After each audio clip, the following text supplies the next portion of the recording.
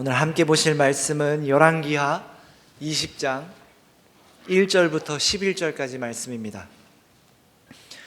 구약성경 597면에 있습니다. 열왕기하 20장 1절부터 11절까지 말씀을 제가 봉독하겠습니다. 그때에 히스기야가 병들어 죽게 되매 아모스의 아들 선지자 이사야가 그에게로 나와서 그에게 이르되 여호와의 말씀이 너는 집을 정리하라 내가 죽고 살지 못하리라 하셨나이다. 히스기야가 낯을 벽으로 향하고 여호와께 기도하여 이르되 여호와여 구하오니 내가 진실과 전심으로 주 앞에 행하며 주께서 보시기에 선하게 행한 것을 기억하옵소서 하고 히스기야가 심히 통곡하더라. 이사야가 성읍 가운데까지도 이르기 전에 여호와의 말씀이 그에게 임하여 이르시되 너는 돌아가서 내 백성의 주권자 히스기야에게 이르기를 왕의 조상 다윗의 하나님 여호와의 말씀이 내가 내 기도를 들었고 내 눈물을 보았노라. 내가 너를 낫게 하리니 내가 3일 만에 여호와의 성전에 올라가겠고 내가 내 날에 15년을 더할 것이며 내가 너와 이 성을 아수르 왕의 손에서 구원하고 내가 나를 위하고 또 내 종 다윗을 위함으로 이 성을 보호하리라 하셨다 하라 하셨더라. 이사야가 이르되 무화과 반죽을 가져오라 하매 무리가 가져다가 그 상처에 놓으니 나으니라. 히스기야가 이사야에게 이르되 여호와께서 나를 낫게 하시고 3일 만에 여호와의 성전에 올라가게 하실 무슨 징표가 있나이까 하니 이사야가 이르되 여호와께서 하신 말씀을 응하게 하실 일에 대하여 여호와께로부터 왕에게 한 징표가 이 말이이다. 해 그림자가 10도를 나아갈 것이니까 혹 10도를 물러갈 것이니까 하니 히스기야가 대답하되 그림자가 10도를 나아가기는 쉬우니 그리할 것이 아니라 10도가 뒤로 물러갈 것이니이다 하니라. 선지자 이사야가 여호와께 간구하매 아하스의 해시계 위에 나아갔던 해 그림자를 10도 뒤로 물러가게 하셨더라. 아멘. 오늘 본 본문은 유다 왕 히스기야에 관한 것이었습니다.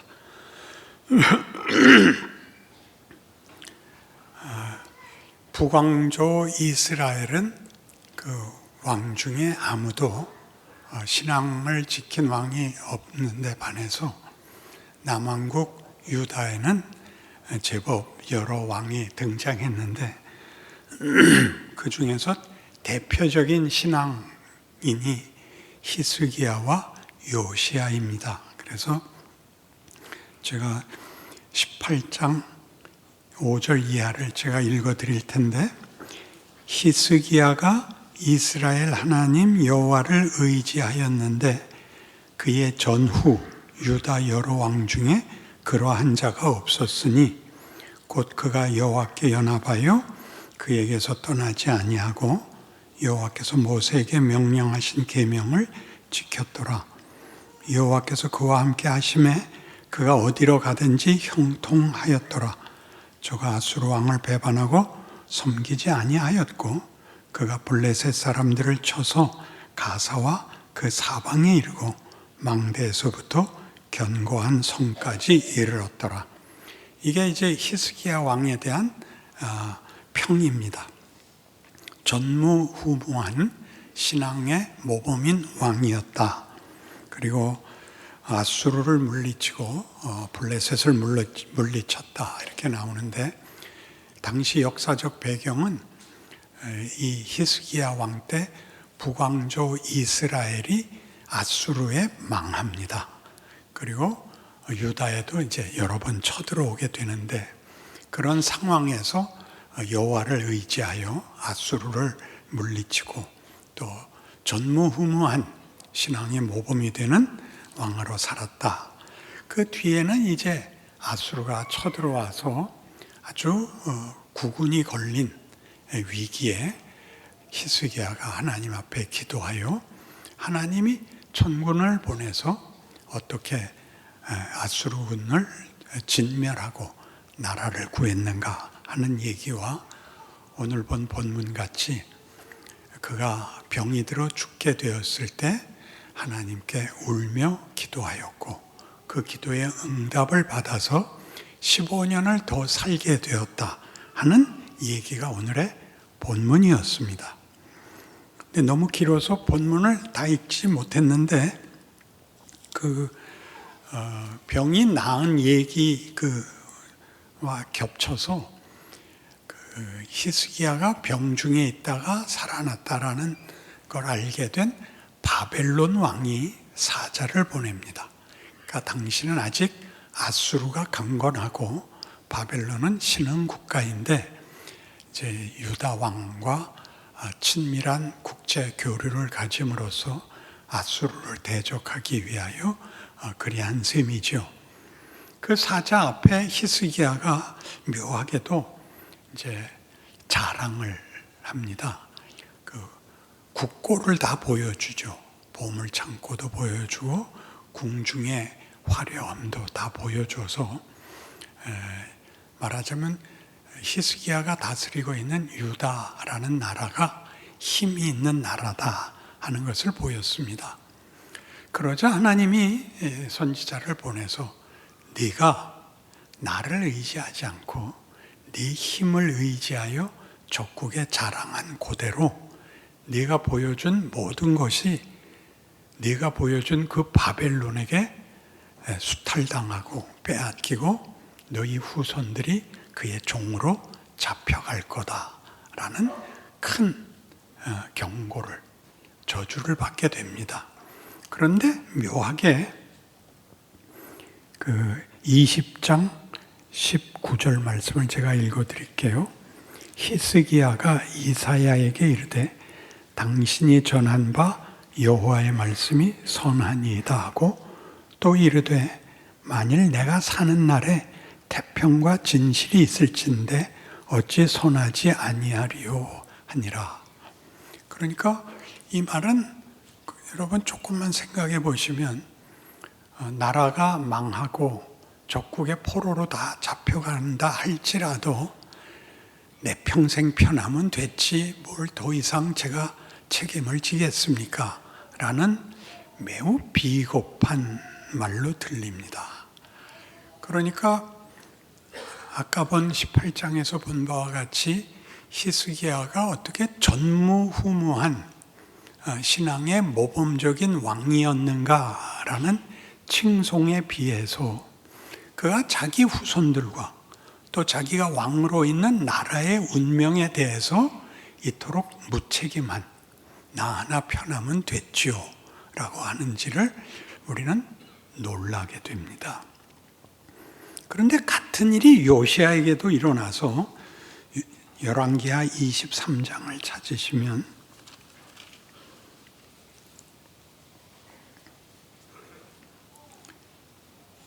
열왕기하 23장 24절 요시야에 대한 평입니다. 요시야가 또 유다 땅과 예루살렘에 보이는 신접한 자와 점쟁이와 드라빔과 우상과 모든 가증한 것을 다 제거하였으니 이는 대제사장 hil기야가 여호와의 성전에서 발견한 책에 기록된 율법의 말씀을 이루려 함이라.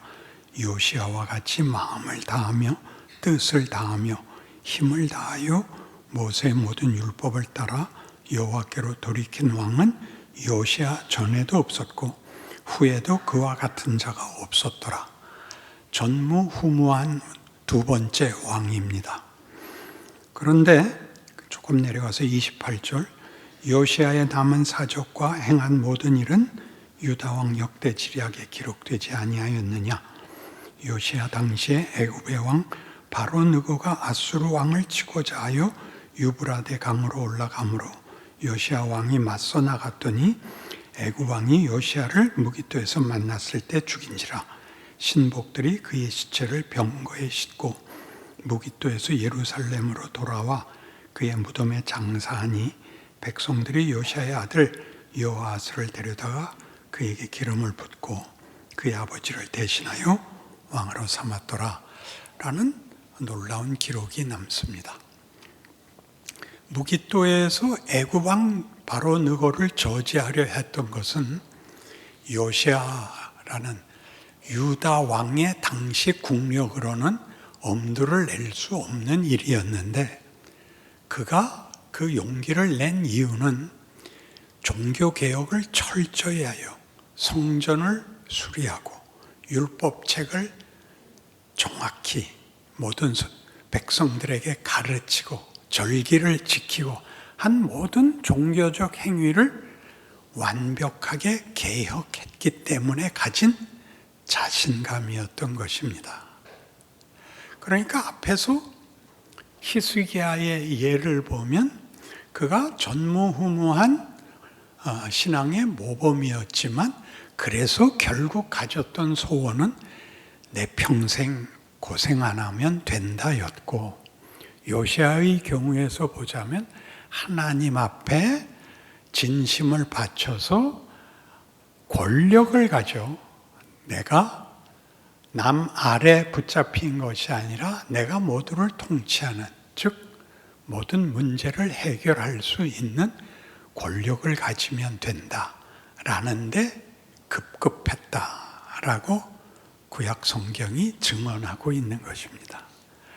그러니까 우리 신약 시대를 사는 성도들에게 있어서도 예수를 믿어서 바라는 게 뭐냐 그러면 골치 아픈 일 없고, 그리고 내가 미치고 살거나 꿀리고 살 일 없으면 된다. 이게 사실상 보편적인 모든 인간의 소원이고, 예수 안 믿는 사람들은 무슨 기댈 신도 없이 막연히라도 이 소원을 가지고 있고, 우리 예수 믿는 사람들은 예수를 믿으니까 평생 고생 안 하게 해주세요, 자존심 지키고 살 수 있게 해주세요가 사실은 소원이 되고 말더라 하는 것입니다. 이 문제에 대하여 우리가 그런 소원을 가지는 근거는 내가 예수를 믿었으니까. 세상 사람들은 예수를 믿지 않았으니까 벌받아 당연하고, 나는 예수를 믿었으니 이 정도 보상은 주셔야 되지 않습니까?가 우리 모두의 어쩌면 보편적인 어떤 자신감일 것입니다. 그런데 이 문제에 이제 성경이 우리에게 하는 아주 중요한 약속은 에베소서 1장으로 가셔서 여기 자막을 띄우겠습니다. 에베소서 1장 17절 이하를 보시면 우리 함께 읽을까요? 우리 주 예수 그리스도의 하나님 영광의 아버지께서 지혜와 계시의 영을 너희에게 주사 하나님을 알게 하시고 너희 마음의 눈을 밝히사 그의 부르심의 소망이 무엇이며 성도 안에서 그 기업의 영광의 풍성함이 무엇이며 그의 힘의 위력으로 역사하심을 따라 믿는 우리에게 베푸신 능력의 지극히 크심이 어떠한 것을 너희로 알게 하시기를 구하노라. 그의 능력이 그리스도 안에서 역사하사 죽은 자들 가운데서 다시 살리시고 하늘에서 자기의 오른편에 앉히사 모든 통치와 권세와 능력과 주권과 이 세상뿐 아니라 오는 세상에 일컫는 모든 이름 위에 뛰어나게 하시고 또 만물을 그의 발 아래 복종하게 하시고 그를 만물 위에 교회의 머리로 삼으셨느니라. 교회는 그의 몸이니 만물 안에서 만물을 충만하게 하시는 이의 충만함이니라. 이거는 우리의 기대하고는 너무 다른 크기, 깊이 놀라움입니다. 그리스도의 충만함으로 우리를 충만하게 하겠다는 것이 구원의 목적이며, 그래서 하나님이 그 일을 어떻게 우리에게 이루시는가를 봐라 하는 것이 신약 시대를 사는 성도들의 믿음의 내용이요 당연한 기대요 책임으로 이해되어야 할 것입니다. 그래서 우리는 누구나 다 나 예수 믿어, 오늘 죽어도 천국에서 깨어날 것을 믿습니다 라고 자신의 어떤 신앙적 기대와 소원의 근거를 이 믿음으로 가지고 있고, 이 선택을 근거로 하여 자신할 수 있는 것입니다. 그런데 이 예수를 믿으면 구원을 얻는다라는 말은 생각보다 이렇게 말씀드려도 되나 모르겠는데 한국 교회에서는 그 문제를 선택으로만 가르쳤지 그 믿음이 어떻게 능동적으로 우리에게 찾아오고 있는가 하는 문제는 설명이 부족했던 것으로 보입니다. 요한복음 17장에서 21절 이하에 예수께서 이렇게 증언을 하십니다. 아버지가 내 안에 아버지가 있는 것 같이 저희도 다 하나가 되어 우리 안에 있게 하사 아버지께서 나를 보내신 것을 믿게 하옵소서입니다. 예수를 믿는다는 말은 아버지와 아들의 연합 아래 우리를 불러들여 그 연합에, 그 관계에, 그 하나됨에 불러들이는 일이랍니다. 그런데 그걸 왜 하나님이 나를 보내서 조금 전에도 외우신 대로 아버지가 내 안에 내가 아버지 안에 있는 것 같이 저들도 다 하나가 되어 우리 안에 있게 하사 아버지가 나를 보내신 것을 믿게 하옵소서. 왜? 나를 보내신 것이 여기서 강조되느냐 하는 것이죠. 우리 기독교라는 말 자체가 한문으로 쓴 그리스도를 한문으로 쓴 걸 우리말로 읽자 기독교가 된 것입니다. 그래서 한글로는 예수교라고 하죠. 근데 원래 주인은 성부 하나님이십니다. 그러니까 구약에서는 언제나 여호와 하나님이시죠. 근데 여호와 하나님을 믿으라가 아니라 예수를 믿어라 라고 얘기를 하는데 그 예수는 아버지가 보낸 아들이다. 그렇게 나오는 거죠. 그러니까 예수를 믿으라는 것은 예수가 구세주다. 우리를 구원하러 오신 십자가를 지신 부활의 권능을 만드신 메시아다를 믿어라 정도보다 보냄을 받았다가 강조되고 있다는 것을 성경이 우리에게 가르치고 싶어 합니다. 아버지께서 나를 보냈다. 나에게 누가 호의를 보내기 위하여 찾아오는 것은 당사자가 찾아오면 되는데 아들을 보낸다는 것은 지금 같은 이때 말하자면 우리가 아버지를 배신하고 모를 때 아버지와 대적의 자리에 섰을 때 아들을 보낸다는 것은 호의적 관계에 있을 때 당사자가 찾아오는 것과는 격이 다릅니다. 적대 관계에서 당사자가 찾아오는 것이 더 크냐? 그 당사자의 아들을 보내는 것이 더 크냐? 그러면 잘 아시다시피 자식을 보내는 것이 당사자 아버지에게 더 크지 아버지 당사자가 찾아가는 것이 더 크지 않습니다. 부모가 되면 다 아는 것 아닙니까? 부모가 자식을 위해서 죽지 자식이 부모를 위해서 죽지 않습니다.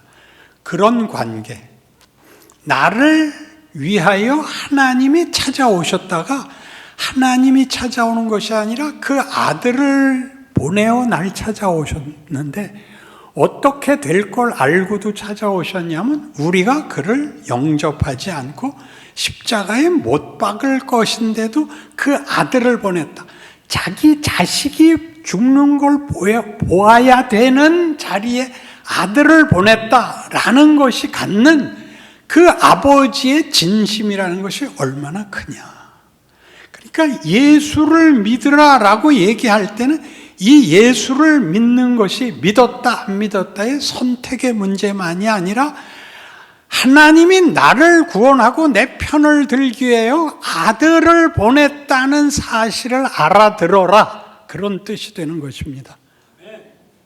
왜 늘 한 명뿐이냐 이거죠. 그 말이 갖는 의미, 우리를 구하기 위하여 아들을 보내신 하나님이라는 그 내용이 합쳐져서 예수를 믿으라라고 얘기함으로써 선택 이전에 하나님이 우리에 대하여 어떤 호의, 어떤 진정성, 어떤 의지를 갖고 있는가를 알라, 이렇게 되는 겁니다. 예수를 믿으면 구원을 얻는다. 믿느냐 안 믿느냐의 싸움보다 크게 이런 하나님이 나를 목적하고 있다. 이런 하나님이 나를 사랑해서 그 아들을 나와 대치시켜도 좋다고 그 아들을 십자가에 못 박았다. 이렇게 얘기하는 것이 성경이더라 이겁니다. 몇 번을 물어봐야 10명이 될까요? 그래서 우리가 잘 아는 마태복음 1장에 가면 이렇게 되어 있습니다.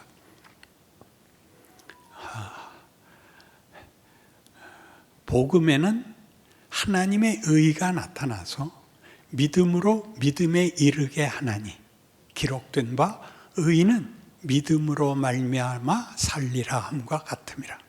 이게 무슨 뜻입니까? 복음에는 하나님의 의가 나타나는데 복음, 예수를 믿으라. 믿으면 구원을 얻는다는 말에는 믿음으로 믿음에 이르게 합니다. 하나님이 무엇을 하셨느냐? 우리를 위하여 무엇을 하셨느냐가 하나님의 우리에 대한 믿음이 우리의 믿음을 만들어낸다는 거죠. 믿음은 뭐죠? 기대입니다. 기대. 그리고 믿음은 믿어야 된다라는 선택의 문제보다 큰 의지더라 그거죠. 그리고 관계를 말하는 겁니다. 우리가 자식에게는 다른 아무 조건을 제시할 필요가 없습니다. 내 자식이기 때문에 내가 그를 편들고 잊을 수 없고 모든 것을 바칠 수 있습니다. 그렇게 자식을 기르고 자식이 부모의 사랑을 받은 것을 인하여 자기 자식을 또 그렇게 기를 수 있는 것입니다. 이게 기독교입니다.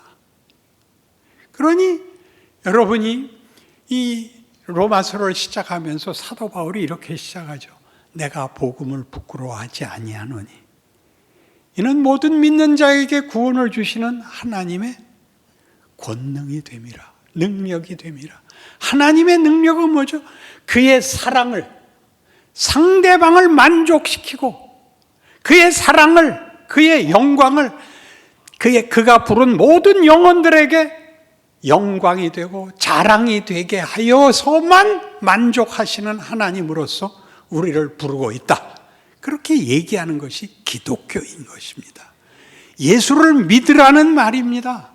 그러니 이제 다시 이 에베소서 1장으로 돌아오셔서 여기서 말하는 말들이 하나하나 어떤 말들인가 보셔야 됩니다. 다시 봅시다. 17절.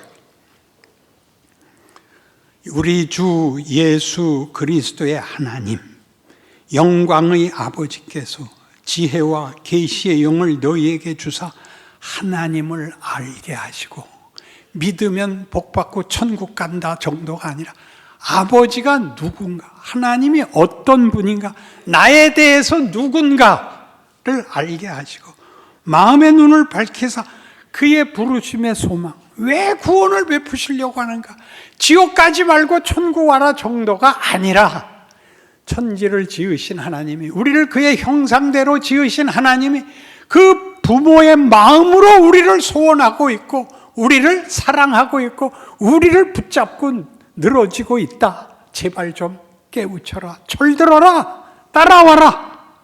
그의 힘의 위력으로 역사하심을 따라 믿는 우리에게 베푸신 능력의 지극히 크심이 어떤 것을 알기를 원하노라. 뭐예요? 학교 보낸 거죠. 학교 보낸 인생입니다. 인생 속에서 뭘 배우죠?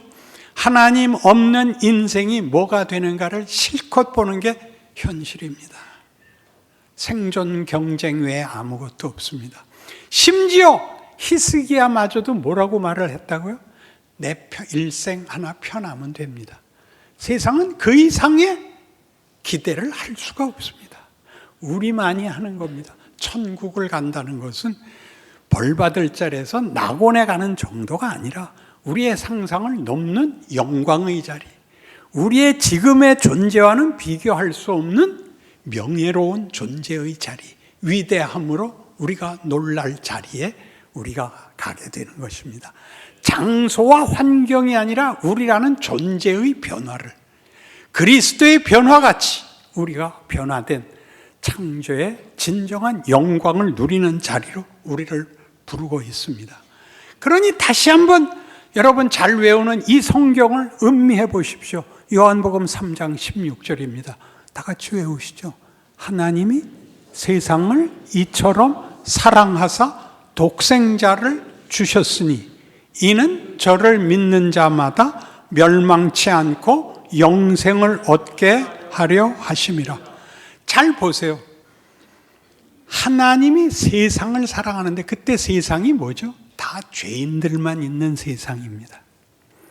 하나님의 자녀인데 하나님으로부터 도망쳐서 개판이 된 세상을 하나님이 사랑하고 있습니다. 그래서 그 아들을 주십니다. 그를 믿으면 영생을 얻게 하시려고요. 믿느냐 안 믿느냐의 싸움보다 크게 하나님이 이 의지와 우리를 향한 소원을 갖고 계시기 때문에 믿었다 안 믿었다로 판정 내리는 정도가 아니라는 것을 17절이 뭐라 그래요? 그 아들을 세상에 보내신 것은 세상을 심판하려 하심이 아니요 그 아들로 인하여 구원을 얻게 하려 하심이라. 구원은 뭐예요? 그러니까 하나님의 영광의 찬송이 되는 거죠. 그러니 매일 그저 어떻게 하면 하루를 버틸까? 어떻게 하면 고생하지 않고 살까? 어떻게 하면 빨리 잘 살다 죽어서 천국 갈까 정도가 아니라 지금 이 모든 우리의 하루하루의 현실이 하나님이 나를 만드는 것, 구원 역사에서 보냄을 받은 예수가 오셔서 구원 하나 이루는 일에 어떤 과정을 겪고 십자가까지 겪고 죽음의 자리까지 들어가 우리를 영광의 자리로 보내겠다고 승천하셨는가를 보듯이 우리의 생애의 모든 고난이 합력하여 선을 이루는 하나님의 고집이요, 지혜요, 능력이요, 한순간도 외면하시지 않는 하나님의 진정이라는 것을 아셔야 되는 겁니다. 난 오늘 미치도록 힘들다. 손해보지 않으십니다. 난 오늘 죽었으면 좋겠다. 그러시면 안 됩니다. 끝을 보셔야죠. 이게 일을 합니다. 당신이 헛되다고 생각하는 이게 무엇인가 미치겠다고 팔짝 뛴 모든 것들이 나중에 너무 좋아서 팔짝 뛰게 될 것입니다. 라고 성경이 약속하는 것이 예수를 믿으라인 것입니다. 하나님이 어떤 하나님이신가? 우리가 기도할 때마다 하늘 하나님 아버지시오가 얼마나 굉장한 부름인가를 예수님 이름으로 기도합니다가 어떤 약속으로 근거로 우리로 그렇게 부를 수 있게 하는가를 날마다 순간마다 기억하시는, 승리하시는 여러분들의 고백이기를 바랍니다. 기도하십시다. 하나님 아버지, 우리 하나님의 자녀입니다. 지금은 고단해서 찬송할 겨를이 없기도 하고 도망가고 외면하고 그저 우는 게 전부인 신음과 비명이 전부인 지금 우리가 크고 있다고 성경이 얘기합니다. 예수님께서 친히 그러셨습니다. 아버지 할 만하시거든 이 잔을 내게서 비켜주옵소서. 그러나 내가 이를 위해서 왔습니다. 아버지 영광 받으시옵소서. 아버지 답하셨습니다. 내가 이미 영광을 받았다. 그리고 더 받을 것이다. 그렇게 구원을 이루셨습니다. 우리의 생애 이 고난이, 이 힘든 나날들이 우리의 찬송과 감격과 고백과 탄송을 자아낼 것을 믿습니다. 주의 보내심 받은 것 같이 우리가 보냄을 받아 볼지어다 세상 끝날까지 내가 너희와 항상 함께 있을 것이니라 기억하는 승리하는 하루하루가 되게 하여 주시옵소서. 예수님 이름으로 기도합니다.